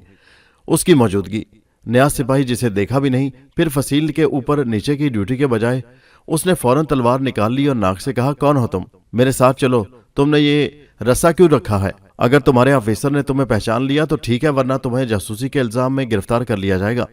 दूसरी तरफ अंबर बार बार उसे जानवर की आवाज में पुकार कर ऑफिसर को मशकूक बना रहा था। अब नाग ने सोचा, इससे बेशतर के बात आगे बढ़े, इसे यहीं खत्म कर देना चाहिए। फिर उसने जूं ही ऑफिसर को जरा गाफिल पाया, उसे उठाकर समंदर में फेंक दिया। इत्तेफाक की बात है कि वो अंबर के करीब ही चट्टान पर जाके गिरा। उसकी तमाम हड्डियां टूट गईं और वो खत्म हो गया। अंबर ने जल्दी से उसकी वर्दी उतारकर पहन ली और फिर फसील की तरफ देखा, जहां नाग उसके लिए रस्सा फेंक रहा था। उसने रस्से को पकड़ा और उसके साथ फसील तक पहुंच गया। फिर दोनों फसील से नीचे उतर आए। उधर राजकुमारी और उसकी सहेली जूं ही जोगनों के लिबास में इस्लामी फौज के खेमों तक पहुंची, पहरेदारों ने उन्हें गिरफ्तार कर लिया और अपने ऑफिसर के पास ले गए। ऑफिसर ने रात के वक्त जोगनों को देखा जो निहायत हसीनो जमील थी और कह रही थी वो सांप का पीछा करती यहां तक आई हैं, जो बहुत खतरनाक है। ये बात उसकी समझ में ना आई और वो दोनों को मोहम्मद बिन कासिम के खेमे में ले गया, जहां मोहम्मद बिन कासिम धीमी और सुरीली आवाज में कुरान पाक की तिलावत कर रहा था। ऑफिसर ने देखा और खामोश खड़ा हो गया। इस हालत में उसे सलार को बुलाने की जुर्रत न हुई, जबकि मोहम्मद बिन कासिम तिलावत में ऐसा खोया हुआ था कि उसे उनके लोगों के आने की आहट भी महसूस न हुई। राजकुमारी को उसकी सुरीली आवाज बहुत अच्छी लगी और फिर वो तिलावत ने उसे बहुत ही मुतासिर किया। उसका दिल चाह रहा था कि तमाम रात खड़ी रहे और तिलावत सुनती रहे। आखिर मोहम्मद बिन कासिम ने एक मकाम पर जहां सजदा लिखा होता है रुककर कुरान पाक पर सजदा किया और जब सजदे से सर उठाया तो उसकी नजर इन तीनों पर पड़ गई। मोहम्मद बिन कासिम ने कलाम पाक को चूम कर बंद करते हुए कहा, क्या बात है शहाबुद्दीन, ये लड़कियां कौन हैं? मोहम्मद बिन कासिम के चेहरे पर नूर की वजह से ऐसा जलाल था जिसने उसे और भी खूबसूरत बना दिया था। छरेरा बदन, तीखे नकूश, गंदमी रंग और घुंघरीले बाल, गुफ्तगू में शहद की मिठास। राजकुमारी की नजर एक लम्हा के लिए भी उसके चेहरे से ना हटती थी। उसने ये भी न सुना कि ऑफिसर ने इनके मुतालिक क्या कहा है। आखिर उसकी सहेली ने कोहनी से उसे इशारा किया और वो इस तरह होश में आई जैसे अब ये भी कोई ख्वाब से बेदार हुई हो। मोहम्मद बिन कासिम ने उनसे कई सवाल किए जिनका जवाब राजकुमारी ने बिल्कुल ठीक दिया, लेकिन अपने लहजे और वकार पर काबू न रख सकी, जिसने उसकी शख्सियत की चुगली खाई। और मोहम्मद बिन कासिम समझ गया जोगन के रूप में कोई शख्सियत है जो हो सकता है जासूसी की गर्ज से भेजी गई हो। ऑफिसर खेमे से बाहर उन्हें छोड़कर जा चुका था। मोहम्मद बिन कासिम ने अपनी तसल्ली के लिए कहा, जोगन बीन बजाना जानती हो? राजकुमारी ने तंज की, महाराज को मौसीकी से क्या लगाओ, आपको तो सिर्फ तलवार की झनकार ज्यादा पसंद है। बेशक, मोहम्मद बिन कासिम ने कहा, मेरे मजहब में मौसीकी हराम है। राजकुमारी ने कहा, इसके बावजूद महाराज के गले में ऐसा रस है कि मालूम होता है गले में सरस्वती का स्थान है। मोहम्मद बिन कासिम ने कहा, यह सरस्वती क्या बला होती है? राजकुमारी ने कहका लगाकर कहा, बला नहीं, राग की देवी का नाम है। मोहम्मद बिन कासिम ने कहा, ओ लेकिन मैं तो गाना बिल्कुल नहीं जानता। राजकुमारी ने कहा, अभी अभी तो आप। मोहम्मद बिन कासिम ने कहा, यह गाना नहीं, मैं कुरान पाक की तिलावत कर रहा था। मोहम्मद बिन कासिम एक शरीफुल नफ्स और सीधा साधा मुसलमान सिपाही था।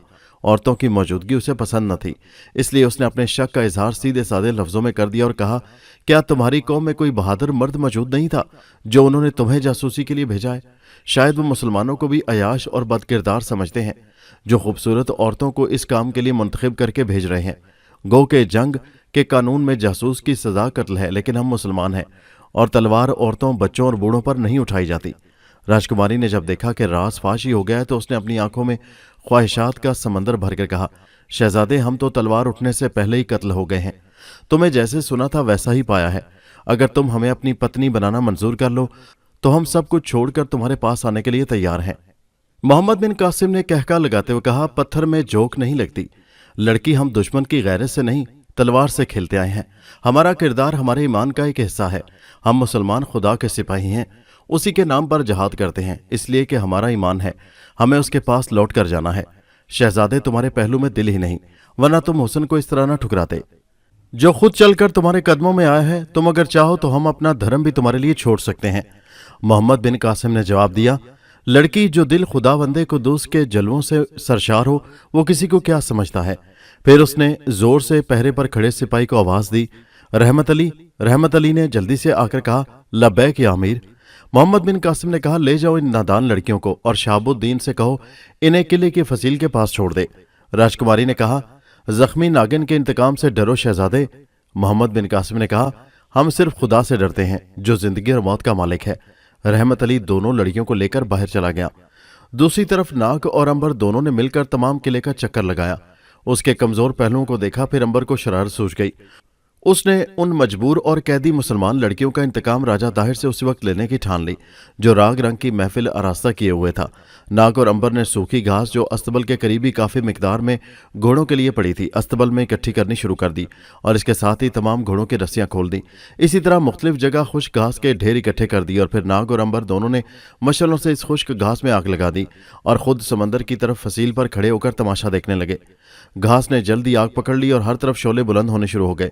अस्तबल से जूं ही शोले बुलंद हुए तमाम घोड़े डर कर भाग लिए। वो जिधर जाते आग के शोले देखकर बिदक जाते। तमाम किले में शोर मच गया। मुसलमानों ने शब खून मारा है। सिपाही अपने अपने हथियार संभाल कर भागते फिर रहे थे और घोड़ों के पांव तले कुचले जा रहे थे। यही हाल फील खाने का भी था जहां 50 हाथी आजाद होकर तबाही मचा रहे थे। तमाम किले और मंदिर में हाथी घोड़े और आदमी टकराते और कुचलते जा रहे थे और जो नुकसान शब खून मारकर भी नहीं हो सकता था वो दोनों अंबर और नाग ने कर दिखाया था। किला में वो तबाही और भगदड़ मची हुई थी कि क़यामत का समा था और ये चीखो पुकार इस्लामी लश्कर में भी सुनाई दे रही थी और शोले बुलंद होते होते यहां से भी दिखाई दे रहे थे जबकि नाग और अंबर मोहम्मद बिन कासिम के खैमे में बैठे सबको सारी दास्तान सुना रहे थे।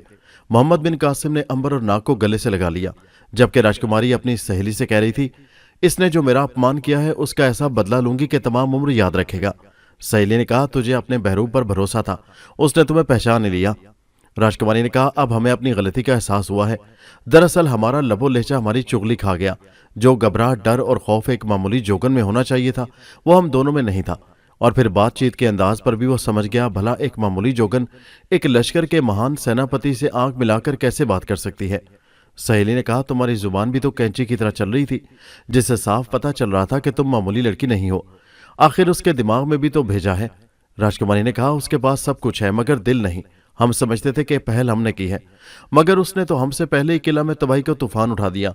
दूसरे कमरे में राजा दाहर अपने अफीसरों से कह रहा था, इस तूफान का बदला अब दिन के उजाले में लिया जाएगा।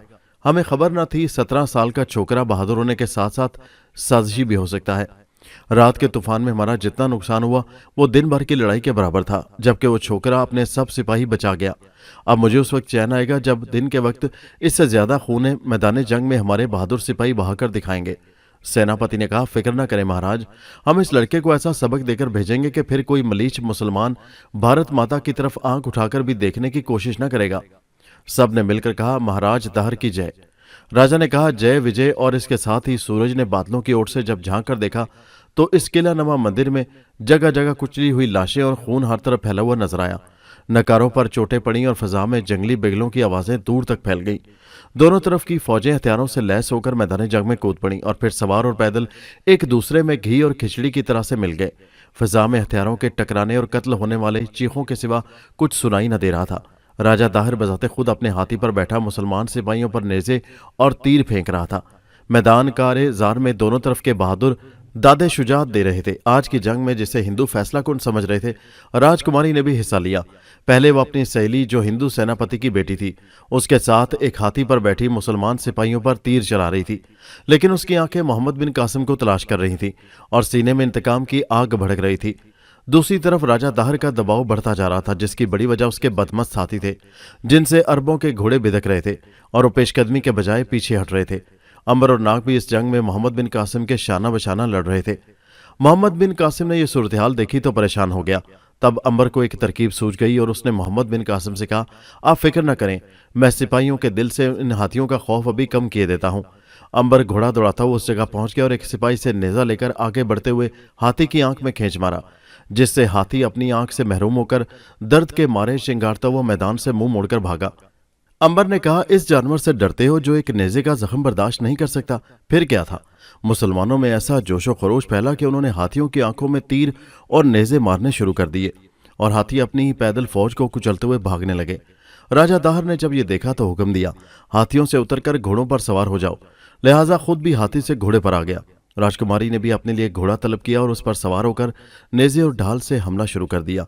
उसने कई दफ़ा कोशिश की कि वो मोहम्मद बिन कासिम तक पहुंच जाए, लेकिन उसकी ये आरजू दिल में ही रही। हाथियों का मैदान जंग से हटना था कि मुसलमान सिपाहियों का दबाव बढ़ गया और वो पेशकदमी करते हुए हिंदुओं को धकेल कर फसील तक ले गए। राजा दाहर ने जब ये हालत देखी कि उसके सिपाह के कदम उखड़ चुके हैं तो वो किला बंद हो गया। मोहम्मद बिन कासिम के हुक्म से किला की दीवारों पर अरूस जैसी मंजनीक से पत्थर बरसाए गए और दीवारों को गिराकर मुसलमान सिपाह अंदर घुस गई। एक पत्थर राजा के उस झंडे पर भी लगा जो किला के मंदिर पर लगा हुआ था, टूटकर गिर पड़ा। राजा किले की सुरंग से भाग गया और मुसलमानों ने किला पर कब्जा कर लिया और सुरंग से राजा का पीछा करके उसे कत्ल कर दिया। माले गनीमत में राजा दाहर की लड़की भी गिरफ्तार होकर मोहम्मद बिन कासिम के सामने लाई गई, जिसे मोहम्मद बिन कासिम ने पहचान लिया। एक दफा फिर राजकुमारी ने कहा, अगर तुम मेरे साथ शादी कर लो तो मैं तुम्हारे लिए अपना मजहब छोड़ने को तैयार हूं। लेकिन मोहम्मद बिन कासिम ने जवाब दिया, माले गनीमत में खयानत नहीं हो सकती। लिहाजा दीगर अशिया के साथ ही राजकुमारी को भी खलीफा के पास भेज दिया गया। अंबर और नाग ने जब खलीफा का मरासला पढ़ा तो उन्हें बहुत दुख हुआ और उन्होंने मोहब्बत के आंसुओं के साथ उस बहादुर नौजवान को अलविदा कहा। हालांकि वो दोनों जानते थे इस बहादुर सिपाही का अंजाम यही है। ये इस जंग को पहले भी देख चुके थे। यहां से फुर्सत हुई तो अंबर और नाग को मारिया की फिक्र हुई और दोनों ने मशवरा किया कि सबसे पहले उसे ही तलाश किया जाए। नाग और अंबर के जाने के बाद पंडित विशांत मारिया से गुलामों की तरह काम लेता रहा और राजाओं की जिंदगी बसर करने लगा। उसे जब भी जरूरत होती सोने की मूर्ति बेचकर रुपए हासिल करता और ऐश करता। मारिया सोने की मूर्ति की सूरत बिकती और फिर दूसरे ही दिन विशांत उसे अपने जादू से वापस बुला लेता। अब वो काली माता का भगत नहीं रहा था। वो भूल कर भी मंदिर का रुख न करता और शहर ब शहर घूम फिर कर ऐश करता। मारिया को सोने की मूर्ति बनाकर काली माता के चरणों में चढ़ाने की जो उसने मन्नत मानी थी उसे पंडित भुला चुका था। वो ये भूल गया था कि जादू वगैरह का सारा इल्म उसे काली माता का ही अता किया हुआ है, लेकिन काली माता को सब याद था। फिर एक दिन जब विशांत गंगा नदी को कश्ती में पार कर रहा था तो काली माता ने गंगा नदी से विनती की, माँ इसने मन्नत मानकर पूरी नहीं की और इससे अपना कारोबार चलाना शुरू कर दिया है। इस पापी को अपनी लहरों में गर्क कर दे। उस वक्त मारिया सोने की मूर्ति बनी विशांत के झोले में पड़ी थी। फिर गंगा नदी ने काली माता की फरियाद सुन ली और उसमें एकदम तूफान आ गया। गंगा नदी गिज़ो गज़ब में आ गई और जब विशांत की कश्ती दरमियान में पहुंच गई तो तूफान ने उसकी कश्ती को गेंद की तरह उछालना शुरू कर दिया। मौत सामने दिखाई दी तो विशांत को काली माता का ख्याल आया। उसने काली माता को मदद के लिए पुकारा, लेकिन काली माता तो नाराज हो गई थी। फिर एक ऐसा तूफान का रेला आया कि विशांत की कश्ती डूब गई। विशांत ने बहुत कोशिश की कि तैर कर पार चला जाए, मगर गंगा की लहरें उसे बहाते हुए बने भंवर में ले गईं। लेकिन गंगा नदी ने भी विशांत की लाश को कबूल न किया और उसकी लाश को उछालकर गंगा नदी के किनारे बने हुए एक बहुत पुराने अंधे कुएं में डाल दिया। मरते हुए भी मारिया की मूर्ति उसके कब्जे में थी और विशांत कह रहा था कि मेरी रूह इसकी हिफाजत करेगी। मारिया की मूर्ति मुझसे कोई हासिल नहीं कर सकता। मैं एक दफा फिर अपनी रूह के लिए कोई जिस्म हासिल करूंगा।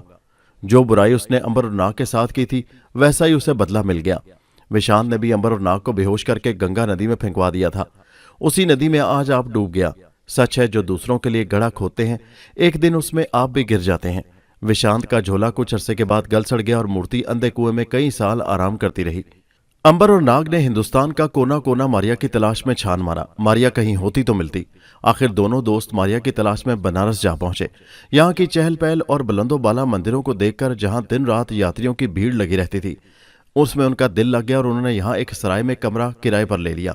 इसका मालिक एक मुसलमान था जो निहायत ही शरीफ और मुखलिस आदमी था। चंद ही रोज में अंबर और नाग से उसकी दोस्ती हो गई और ये मोहब्बत और प्यार इतना बड़ा कि वो मुसलमान, जिसका नाम अहमद अली था, उनके मशवरे के बगैर कोई काम न करता था। यहाँ तक कि खाना भी उसके बगैर न खाता, जिसकी वजह से अंबर और नाग को भी बावजूद भूख न होने के उसका दिल रखने को बाकायदगी से खाना पड़ता। कुदरत खुदा की देखिए, चंद रोज बाद ही अहमद अली को बुखार आया और उसी बुखार की वजह से उसका इंतकाल हो गया। अंबर और नाग को उसका बड़ा ही दुख हुआ। अहमद अली का कोई रिश्तेदार भी इस शहर में नहीं था, सिर्फ बीवी और 2 छोटे बच्चे थे। मजबूरन उसकी तजहीज़ तकफीन का सारा काम अंबर और नाग को ही करना पड़ा। अहमद अली को जिस कब्रिस्तान में दफन किया गया वो बहुत ही पुराना और शहर से काफ़ी दूर था। कई कब्रें बैठी हुई थी, कई कब्रों के कतबे ज़मीन पर गिरे पड़े थे। ऐसा लगता था या तो ये कई 100 साल पुरानी है या फिर इनका कोई वाली वारिस अपने अजीज़ को दफन करने के बाद भूल कर भी वापस लौट कर नहीं आया और इनकी कभी खबरगिरी नहीं की। नाग और अंबर अहमद अली को दफन करने के बाद उस वसी और ईज कब्रिस्तान में घूमते हुए और कब्रों की हालत पर बातें करते हुए कब्र पर आए, जहां खिलाफे मामूल थोर और कांटेदार झाड़ियों के बजाय मुख्तलिफ रंगों के फूल खिले हुए थे। अंबर ने नाग से कहा, देखो ये किसी बुजुर्ग की कब्र लगती है, देख लो इनके अमाल, फूल बनकर खिल रहे हैं और ये बड़ का पुराना दरख्त अपनी ठंडी छांव इस पर किए हुए है। नाग ने कहा, तुम ठीक ही कहते हो भाई अंबर, दुनिया आखिरत की खेती है। यहाँ जो नेक और अच्छे काम करता है, अच्छे अमल करता है, खुदा मरने के बाद उसका कई गुना अच्छा बदला देता है। दोनों ने इस कब्र पर फातिहा पढ़ी। अंबर ने इन फूलों के दरमियान उगी हुई घास को उखाड़कर फेंक दिया जो फूलों की खूबसूरती को खराब कर रही थी। फिर अंबर और नाग दोनों ने पत्थर लाकर उस कब्र के चारों तरफ अहाता बना दिया और यहां से वापस आ गए। वो दिन भर मारिया की तलाश में फिरते रहे और रात को सराय के कमरे में लेट गए। आज शाम से मौसम कुछ खराब हो गया था। आसमान काले बादलों से ढका हुआ था। थोड़े थोड़े वक्फे से बिजली चमकने लगी। हवा में खासी तेजी थी। अंबर और नाग अपने कमरे में लेटे हुए थे। कमरे में एक चिराग जल रहा था। अचानक बिजली बड़े जोर से कूदी और ऐसा मालूम हुआ कि करीब ही गिरी है। इसके साथ ही तेज हवा का झोंका आया और चिराग बुझ गया। अब कमरे में घुप अंधेरा छा गया था, मगर अंबर और नाग को इससे क्या फर्क पड़ता था। डर तो उनके करीब से भी ना गुजरा था। थोड़ी देर गुजरी थी कि उन्हें अंधेरे में आहट महसूस हुई, जैसे कोई चल रहा हो। अंबर ने सरगोशी में कहा, नाग जाग रहे हो? नाग ने सरगोशी में जवाब दिया, नींद हमारी किस्मत में कहाँ भाई। अंबर ने कहा, कदमों की आहट सुन रहे हो? नाग ने कहा, मुझे तो दिखाई भी दे रहा है, ये कोई बुजुर्ग है। सर पर सफेद इमामा बांधे, सफेद बुराक कपड़े पहने, हाथ में तस्बीह लिए खड़े हैं। अंबर ने भी अंधेरे में गौर से देखा तो उसे वो बुजुर्ग नजर आए। तब बुजुर्ग ने कहा, बेटा मैं वही हूं जिसकी कब्र पर तुम दोनों अहाता बनाकर आए थे और फूलों को देखकर मेरे अमाल की तारीफ कर रहे थे। अंबर ने कहा, हमारा ख्याल ठीक ही था, ऐसी कब्र तो आप जैसे बुजुर्गों की ही हो सकती है। बुजुर्ग ने कहा, बेटा वक्त कम है, मैं तुम्हारे पास एक जरूरी काम के लिए आया हूं। वादा करो उसे करोगे, इनकार ना करोगे।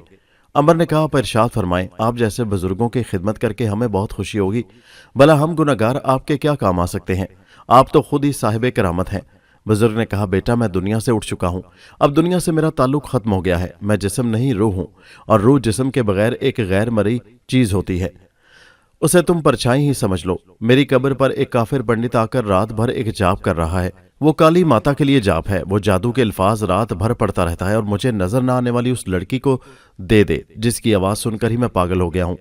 मैं उसे से जमीन के अंदर छुपे हुए खजाने का पता पूछूंगा और उससे कई काम लूंगा। नजर न आने वाली लड़की का नाम सुनते ही दोनों के कान खड़े हो गए। अंबर ने एहतराम से कहा, आप हमसे क्या खिदमत चाहते हैं? बुजुर्ग ने कहा, वो नजिस और गंदगी का पुतला मेरी कब्र के पास निजाजत फैला रहा है। अंबर ने कहा, मोहतरम बुजुर्ग, ये बात समझ में नहीं आई कि हिंदू पंडित मुसलमानों के कब्रिस्तान में काली माता का जाप करने के लिए कैसे आ गया? ये जगह उसके मजहब के खिलाफ है। बुजुर्ग ने मुस्कुराते हुए कहा, मुझे मालूम था तुम यही सवाल करोगे। दरअसल आज से 300 साल पहले यहाँ हिंदुओं का शमशान घाट था। ये बड़ का दरख्त जो मेरी कब्र के पास है, हिंदुओं के अकीदे के मुताबिक यहाँ कृष्ण बचपन में बैठकर गोलियों के घड़े अपनी गुलेल से फोड़ा करते थे। ये बड़ का दरख्त कृष्ण जी का स्थान है, जो पंडित के लिए बहुत मुतबरिक जगह है। इस बात का इल्म इस पंडित को तो ना होगा, जरूर किसी गुरु ने इसे बताया होगा। मेरी रूह को इससे तकलीफ होती है और मेरी इबादत में खलल आता है, उसे वहां से उठा दो। अंबर ने कहा, आपके हुक्म की आज ही तामील होगी। बुजुर्ग ने कहा, वो इस शहर के कैलाश मंदिर में ठहरा हुआ है और उसका नाम हरि गोपाल है। तुम दोनों बहुत अच्छे बच्चे हो, इसीलिए तो तुम्हारे पास चला आया था। अंबर ने वादा कर लिया कि वो सुबह होते ही कैलाश मंदिर जाकर उससे निपट लेगा। बुजुर्ग ने दुआ दी और गायब हो गए। अंबर ने नाग से कहा, खुदा का शुक्र है मारिया के मुतल्लिक कुछ तो सुराग मिला। इसका मकसद यह है कि मारिया जहां कहीं भी है, इस पंडित को इल्म है। नाग ने कहा, अंबर हरि गोपाल से दोस्ती कर ले और इससे हमें मजीद मालूमात हो सकती हैं। दिन के वक्त दोनों दोस्त उठकर सबसे पहले कैलाश मंदिर की तरफ चल दिए, जहां हरि गोपाल अपने साथियों के साथ बैठा मिठाई और पूरियां उड़ा रहा था। दोनों ने हिंदवाने कपड़े पहन रखे थे और माथे पर तिलक लगा रखा था। अंदर दाखिल होते ही उनकी मुलाकात एक पंडित से हुई, जिससे उन्होंने हरि गोपाल के मुतल्लिक पूछा। पंडित ने कहा, ऐसा लगता है तुम शंकर डेरा से आए हो और गोपाल के शहरदार हो। उसकी माता बीमार थी, ठीक है ना? अब अंबर और नाग को पता चल गया कि गोपाल शंकर डेरा का रहने वाला है और उसकी मां बीमार है। किसी आदमी से दोस्ती करने के लिए यही काफी था। वो दोनों पंडित के बताए हुए कमरे में आए जहां गोपाल बैठा हुआ था। दोनों ने आकर हाथ जोड़कर राम राम किया। सब ने जवाब दिया, राम राम। फिर तीन आदमी जो बैठे हुए थे, दो ने कहा, लो भाई गोपाल, हम चले गुरुजी के स्थान। वो दोनों उठकर चले गए तो नाग और अंबर बैठ गए। गोपाल ने कहा, नए आए हो? अंबर ने जवाब दिया, अभी आए हैं। गोपाल ने कहा, कौन सा गांव है तुम्हारा? अंबर ने कहा, शंकर डेरा। गोपाल चौंक पड़ा और कहा, मैं भी वहीं का रहने वाला हूं। काली के मंदिर में सिर्फ मंगल दास जी पंडित हैं और उनके चाचा मानो को भी जानता हूं। तुम दोनों को कभी नहीं देखा। अंबर की मालूमात में मजीद इजाफा हुआ। तब अंबर ने कहा, भाई हम पंडित मंगल दास जी के भतीजे हैं। असल में हम कालाकोट के रहने वाले हैं। चंद रोज से चाचा के पास आए हैं और तुम्हारे लिए एक पैगाम लेकर आए हैं। तुम्हारी माता मरण सेज पर पड़ी हैं। चाचा जी ने कहा था तुम मिलो तो बता दो और कहो फौरन वापस आ जाओ। हरि गोपाल परेशान हो गया और कहा, माता जी, लेकिन मैं वापस कैसे जा सकता हूं? नाग ने भोलेपन से कहा, जैसे आए थे। गोपाल ने कहा, दिल लगी ना करो, दरअसल बात यह है कि मैं एक जाप कर रहा हूं, उसे अधूरा छोड़कर नहीं जा सकता। अंबर ने कहा, जाप? कैसा जाप कर रहे हो? गोपाल ने कहा, तुम मंगलदास जी के भतीजे हो और वो मेरे गुरु भी हैं, तुमसे क्या छुपाना है। दरअसल मैं एक ऐसी लड़की के लिए जाप कर रहा हूं जो किसी को नजर नहीं आती, सिर्फ उसकी आवाज सुनाई देती है। अंबर ने मजीद कुरेदने के लिए कहा, मित्र, अब तुम मजाक करने लगे हो। गोपाल ने कहा, यह मजाक नहीं, हकीकत है, मैंने खुद उसकी आवाज सुनी है। अंबर ने कहा, हमने तो खुद आज तक ऐसी की लड़की के मुतालिक किसी की जुबान से नहीं सुना, तुमने उसकी आवाज कहां से सुन ली भाई? गोपाल ने इधर उधर देखकर सरगोशी की। एक रात मैं हनुमानपुर से पैदल ही शंकर डेरा आ रहा था। मौसम खराब था। जब मैं हनुमानपुर के 2 कोस दूर जंगल में पहुंचा तो मूसलाधार बारिश शुरू हो गई। मैं बहुत घबराया, सर्दी सख्त पड़ रही थी और रात भी काली थी। मुझे दूर रोशनी दिखाई दी और मैं उसी सिमत दौड़ता हुआ चला गया। पास आकर देखा तो किसी बहुत ही पुराने मंदिर का खंडर था। यहाँ किसी जमाने में हनुमान जी की पूजा होती होगी, क्योंकि उस खंडर में एक टूटे हुए कमरे में हनुमान के बुत के सामने एक पंडित जी सामने आग जलाए उस कमरे की आधी बची हुई छत के नीचे एक नजर न आने वाली लड़की से बातें कर रहे थे। मैंने तुमसे वादा किया था, यह खजाना मिलने के बाद मैं आजाद कर दूंगा। मैं अपने वादे पर कायम हूं। तुमने बताया है कि हनुमान जी के बुत के नीचे राजा विशरथ का खजाना है। मैं आज ही रात निकाल लूंगा और इसके बाद तुम्हें हमेशा के लिए आजाद कर दूंगा। तुम्हें हासिल करने के लिए मुझे बड़ी मुसीबतों से गुजरना पड़ा है और आज रात मुझे इसका इनाम मिलने वाला है। फिर उसने कुदाल से हनुमान के बुत के चरणों की जमीन खोदनी शुरू कर दी। मैं बारिश से छुपा हुआ यह सब कुछ देख रहा था। थोड़ी सी खुदाई करने के बाद वहां से एक सोने के सिक्कों से भरा संदूक निकल आया। पंडित पागलों की तरह सिक्के उछालने लगा। वो हाथी की तरह ताकतवर और निहायत खौफनाक शक्ल वाला आदमी था, वरना मैं जरूर उससे हिस्सा बटोर लेता। मैंने सोचा अगर इसे मालूम हो गया मैं यहां छुपा हुआ हूं तो मुझे कत्ल कर देगा। तब उसने कहका लगाते हुए कहा, मारिया, मुझे खजाना मिल गया है और मैं अब तुम्हें कभी आजाद नहीं करूंगा। मारिया ने कहा, तुमने मुझसे वादा किया था कि खजाना मिलने के बाद तुम मुझे आजाद कर दोगे। याद रखो, लालच और वादा खिलाफी का अंजाम अच्छा नहीं होता। गोपाल इतना कहकर खामोश हो गया। अंबर और नाग खुश थे कि उन्हें मारिया के मुतालिक कुछ तो पता चला। खैर, उन्होंने गोपाल का इंतजाम कुछ इस तरह कर दिया कि गोपाल अपनी जान से भी गया और खजाने से भी महरूम हो गया और उन बुजुर्ग की जान गोपाल से छूट गई। अंबर और नाग ने उन बुजुर्ग की कब्र पर हाजिरी दी और उन्हें बताया कि हमने आपकी जान गोपाल से छुड़वा दी है। फिर उन्होंने बुजुर्ग से मारिया के मुतालिक कब्र पर खड़े होकर कई सवालात किए, मगर कब्र से कोई आवाज ना आई। वो मायूस होकर वापस आ गए। नाग और अंबर थके हुए थे। वो दोनों वापस सराय में आकर लेट गए और आराम करने लगे। आधी रात बीत गई थी और उन दोनों को तो नींद आती ही नहीं थी। अचानक हवा का एक तेज झोंका आया और चिराग बुझ गया। दोनों ने हैरत से देखा। इससे पहले तो हवा बिल्कुल ही साकित हो चुकी थी और लोग हवा के लिए तरस रहे थे। ये अचानक हवा का सर्द झोंका किधर से आ गया? फिर उन्हें अंधेरे में नूर का एक हाला नजर आया जिसमें वो बुजुर्ग खड़े तस्बीह पढ़ रहे थे। उन्होंने कहा, बच्चों, मैं तुम्हारा शुक्रगुजार हूं कि तुमने उस काफिर और पलीद आदमी से मेरी जगह खाली करवा दी। मैं तुमको पहले भी बता चुका हूं कि मैं रूह हूं, हकीकत नहीं। मेरा इस दुनिया से इंतकाल हो चुका है। मुझे मालूम है तुम मेरी कब्र पर मुझसे सवालात कर रहे थे जिन्हें मैं सुन रहा था, लेकिन जवाब नहीं दे सकता था। जब तक बारी ताला का हुक्म ना हो कोई रूह किसी से बात नहीं कर सकती। मुझे अब इजाजत मिली है। बताओ तुम क्या चाहते हो? मैं तुम्हें सिर्फ बता सकता हूं, तुम्हारी मदद नहीं कर सकता। तुम अपनी बहन मारिया के मुतालिक पूछ रहे थे। वो ईसाई लड़की बड़ी अच्छी बेटी है, बड़ी नेक लड़की है। वो एक बदबख्त पंडित के हाथों जादू से असीर है जो इससे खजानों का राज पूछता रहता है। खजाने के सांप उसमें नाग की बू पाकर उसका एहतराम करते हुए नाग की वजह से खजाने के मुतालिक भी बता देते और रुकावट भी नहीं बनते। हालांकि उस लड़की में ऐसा कोई इल्म नहीं कि वो खजानों के राज जान सके। ये सिर्फ नाग ही की तुफैल है। उस बदबख्त ने मारिया से वादा किया था कि हनुमान के खंडर में राजा विशरथ का खजाना मिल जाने के बाद उसे रिहा कर देगा, लेकिन उस लालची कुत्ते ने खजाना मिलने के बाद भी उसे आजाद न किया और मूर्ति बनाकर अपने साथ ले गया। हनुमान मंदिर के खंडर में खजाने का सांप ये गुफ्तगू सुन चुका था कि उस लालची ने हमारे प्यारे सरदार नाग की बहन के साथ वादा खिलाफी की है और उसे मूर्ति बनाकर कैद कर रखा है। पंडित जब खजाना लेकर जंगल में चला गया तो सांप ने भी उसका पीछा किया। पंडित ये खजाना किसी महफूज मकाम पर छुपाना चाहता था। उसे मालूम था कि जंगल के बीच राजा विशरथ के महल के खंडरात हैं। वहां एक कुआं था और पंडित उस कुएं में वो खजाना छुपाना चाहता था। जब वो खंडर में दाखिल हुआ तो खजाने का सांप भी उसके पीछे ही खंडर में दाखिल हो गया, क्योंकि यह सांप खजाने का मुहाफिज था। इस खजाने को राजा विशरथ ने अपने दुश्मन राजा कंवर राय से जंग से पहले हनुमान मंदिर में उसकी मूर्ति के कदमों में छुपा दिया था। पंडित कुएं पर आया और एक दरख्त से रस्सी बांधकर खजाने के संदूक के साथ कुएं में उतर गया। सांप भी कुएं में उतर गया और जब पंडित ने संदूक कुएं की तह में उगी खुश्क झाड़ियों में छुपा दिया तो सांप ने उसे डस लिया। सांप निहायत जहरीला था। पंडित को मंत्र पढ़ने की भी मोहलत न मिल सकी।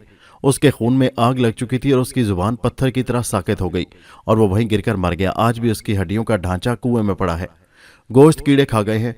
इस ढांचे के एक तरफ सोने के सिक्कों का संदूक पड़ा है, दूसरी तरफ मारिया मूर्ति बनी पड़ी है। यह है लालच का अंजाम और वादा खिलाफी की सजा। बस मैं सिर्फ इतना ही जानता हूं। अंबर और नाग ने बुजुर्ग का शुक्रिया अदा किया और बुजुर्ग फिर नूर के हाले में तहलील हो गए और हाला सिमट कर अंधेरे में गायब हो गया। अंबर और नाग ने उसी वक्त सराय छोड़ दी और दोनों हनुमानगढ़ की तरफ रवाना हो गए।